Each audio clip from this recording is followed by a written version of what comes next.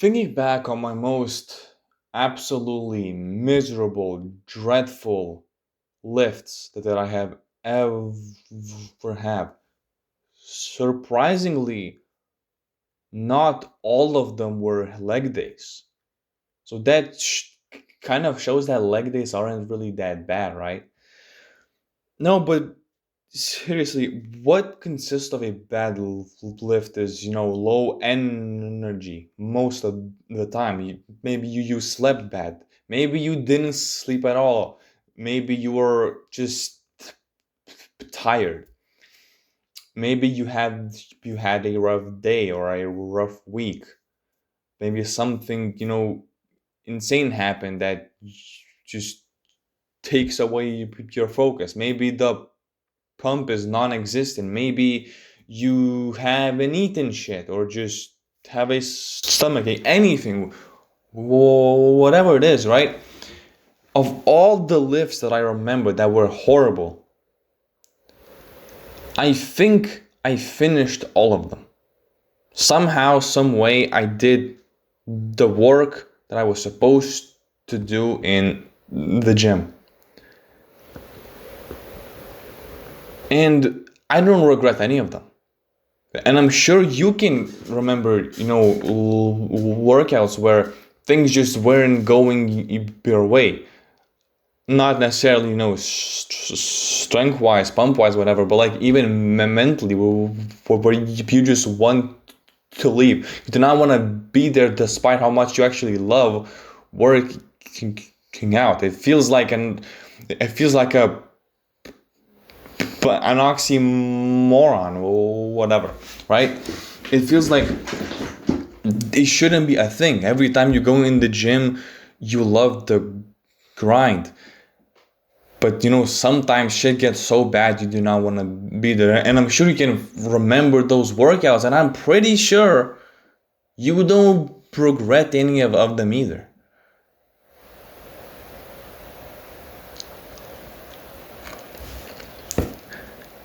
And I don't really remember any specifics from my experience. I don't know.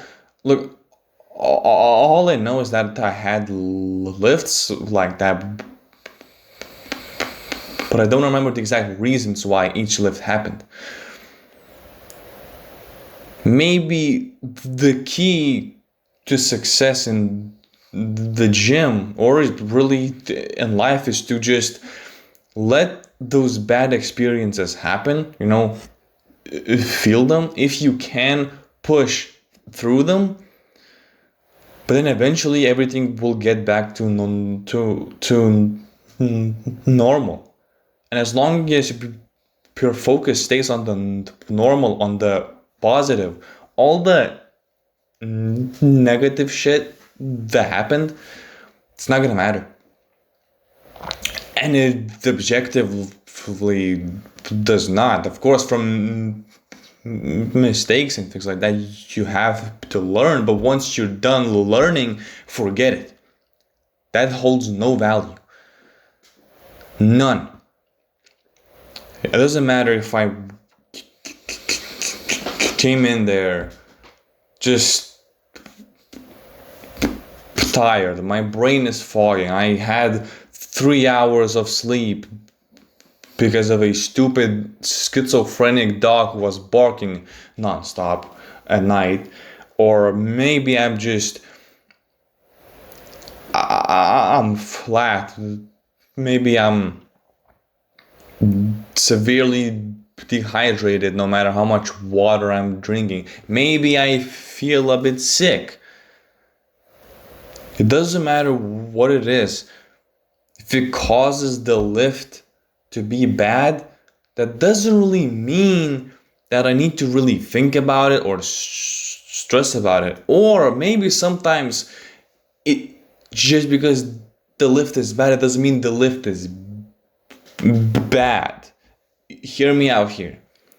Just because you feel bad, right? It doesn't mean that it's not gonna do anything for you.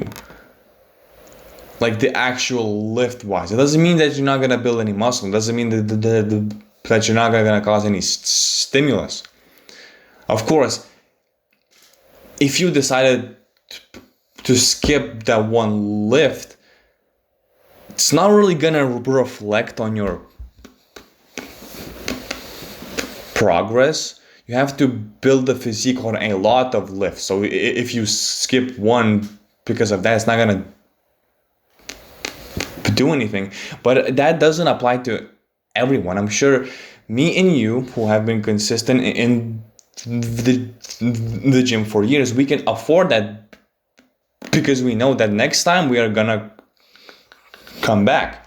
But there's a lot of people who, if they skip that, it's over. It might just be over. They might not come back ever again because they broke their momentum.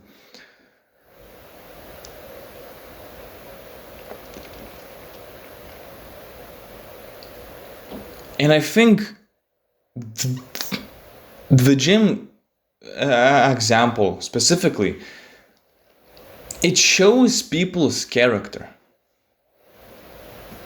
And again, if you decide to skip lifts like that, I don't have anything against you.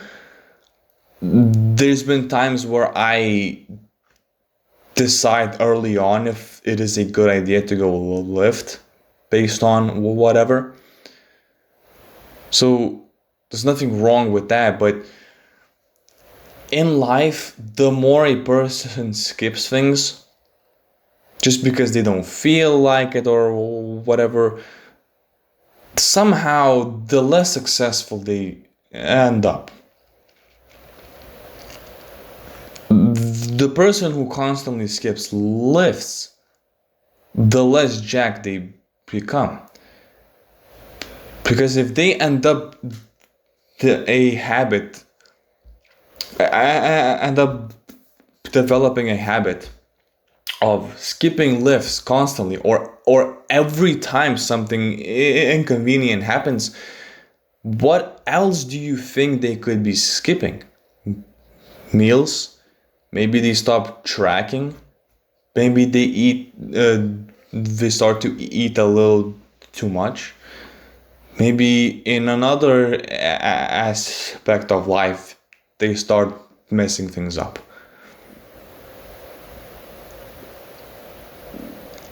I don't think we should overthink about deciding to not do something once or twice.